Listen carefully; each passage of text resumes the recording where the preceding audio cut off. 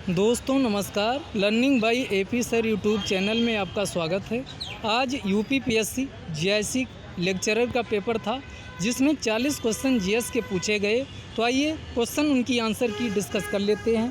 तो सबसे पहला क्वेश्चन था, निम्नलिखित में से कौन सा हड़प्पन साइट्स उत्तर प्रदेश में स्थित नहीं है? तो इसका आंसर सही हो जाएगा देसलपुर। ये क्वेश्चन इसके पहले यूपीएससी आईएएस में भी पूछा जा चुका है। बाकी हुलास, आलमगीरपुर, मांडी ये उत्तर प्रदेश में है, जबकि देसलपुर ये उत्तर प्रदेश में नहीं है।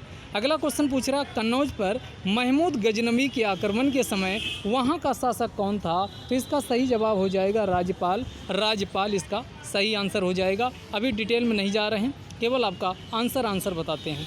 निम्नलिखित में से कौन सा उत्तर प्रदेश का प्रमुख उद्योग नहीं है? तो आपको भी पता है कि सीमेंट उद्योग, चीनी, कपड़ा ये उत्तर प्रदेश का प्रमुख उद्योग है, लेकिन ऑटोमोबाइल उद्योग उत्तर प्रदेश का प्रमुख उद्योग नहीं है। चौथा क्वेश्चन पूछ रहा, निम्नलिखित में से दिल्ली के किस सुल्तान ने अमानवीय दंड देना बंद कर दिया था? इस क्वेश्चन का आंसर फिरोज शाह तुगलक हो जाएगा।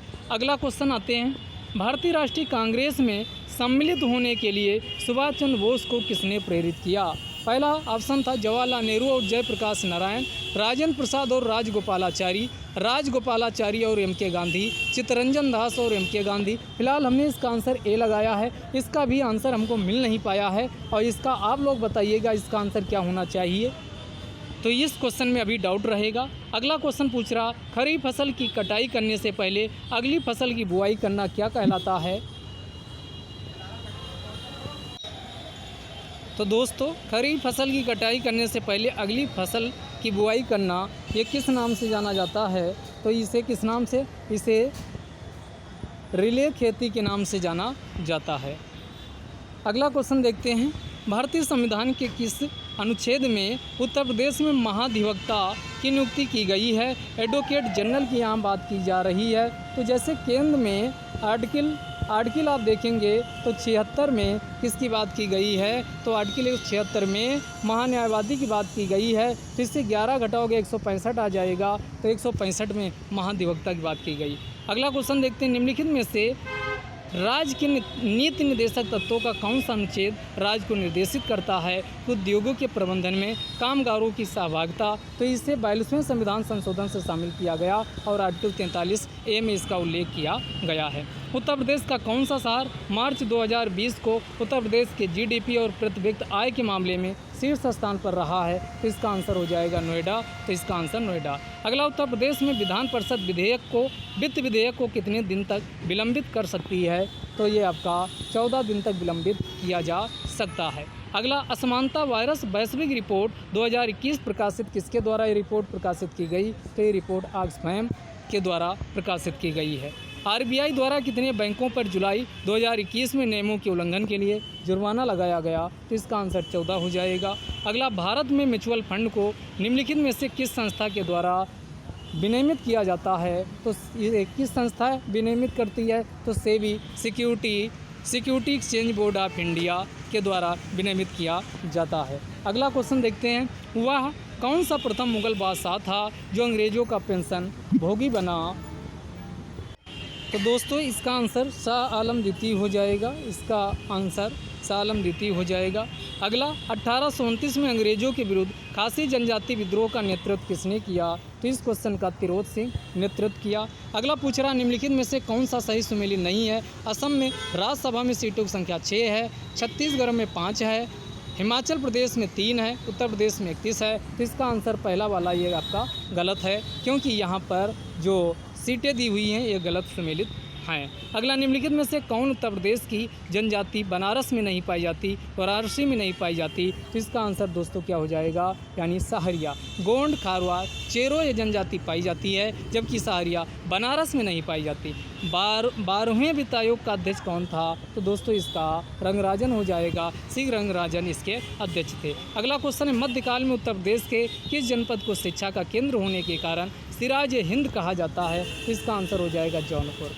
अगले क्वेश्चन पे आते हैं, हड़प्पई पुरास्थल बनावली किस नदी के तट पर स्थित है? तो ये घग्गर नदी यानी कहाँ? राजस्थान में स्थित है। बाणभट्ट ने हर्षचरित्र में किस मौर्यकालीन शासक का उल्लेख किया है? तो ये बृहद्रथ का उल्लेख इसमें किया गया है। सौर ऊर्जा का कारण क्या है? तो ये तो सभी लोग सही कर लिए होंगे, नाभ की संलयन यानी फ्यूजन इसका मेन कारक है। निम्नलिखित में से कौन सा एक उत्तर प्रदेश का लोक नृत्य, ये आपका जो लोअर पीसीएस हुआ उसमें पूछा गया था, चैता चैती, ये उत्तर प्रदेश का है। निम्नलिखित में से कौन फसल जो साल्ट टॉलरेंट होती है? इसका आंसर हो जाएगा तरबूजा।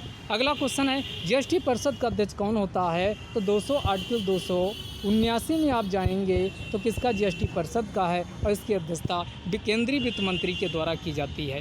पारिस्थितिक तंत्र की अवधारणा प्रथम बार किसके द्वारा दी गई थी? तो इसका एजी टॉन्सले के द्वारा दी गई थी। अगला, मौलिक कर्तव्यों को भारतीय संविधान में 42वें संविधान संशोधन 1976 के द्वारा किस सिफारिश के परिणाम स्वरूप कौन सी कमेटी बनी थी? तो स्वर्ण सिंह कमेटी बनी थी, जिसकी सिफारिश में मौलिक कर्तव्यों को भारतीय संविधान में शामिल किया गया है। भारत के कुल भौगोलिक क्षेत्रफल में उत्तर प्रदेश का कितना भौगोलिक प्रतिशत है? तो इसका 7.33% हो जाएगा। अगला क्वेश्चन पूछ रहा, वर्ष 2021-22 के संघीय बजट 6 स्तंभों पर आधारित हैं, उनमें से कौन एक इसमें शामिल नहीं है? तो इसका शॉर्टकट है हाय हाय एमपी। हाय हाय एमपी 6 आपका इसमें स्तंभ हो जाएंगे। तो पहला ह्यूमन कैपिटल, इनोवेशन, और उसके बाद आपका रिसर्च, इनोवेशन रिसर्च। तो इसमें आप देखेंगे हाय हाय एमपी के बाद हेल्थ भी शामिल है। तो इसमें जो शामिल नहीं है वो आपका कौन है? गाँवों की अर्थव्यवस्था का सुदृढ़ीकरण। निम्नलिखित में से किस क्षेत्र में मोटे अनाज वाली फसलें उगाई जाती हैं? तो इसका आंसर हो जाएगा निचले क्षेत्र में उगाई जाती हैं। बैंकों में उपभोक्ता सुधार सेवाओं में सुधार का सुझाव देने के लिए निम्नलिखित में से किस समिति का गठन किया गया? तो ये गोयपोरिया कमेटी का गठन किया गया था। तो बैंकों में उपभोक्ता सुधार के लिए कौन सी गोयपोरिया कमेटी का गठन किया गया था? अगले वाले का आंसर लौ अयस्क। तो लौ अयस्क इटागिरा हो जाएगा, मैंगनीज का चियातुरा हो जाएगा, तांबा का वाइपा हो जाएगा, बॉक्साइट का सडबरी हो जाएगा। तो इस प्रकार इस क्वेश्चन का आंसर सी हो जाएगा। बिल्कुल बात सही है। अगला पूछ रहा, निम्नलिखित में से कौन सा एक सही सुमेलित नहीं है? तो इसमें आपका जो सही सुमेलित नहीं है, लास्ट वाला ऑप्शन गार्डर का वारा, ये आपका आंध्र प्रदेश में ना हो करके बल्कि मध्य प्रदेश में है। उत्तर प्रदेश में मयूर संरक्षण केंद्र निम्नलिखित में से किस जनपद में स्थापित किया जा रहा? तो ये वृंदावन मथुरा में। अगला, निम्नलिखित में से गुप्तकालीन मंदिरों में से कौन उत्तर प्रदेश में अवस्थित है? तो ये देवघर का दशावतार मंदिर झांसी में स्थित है।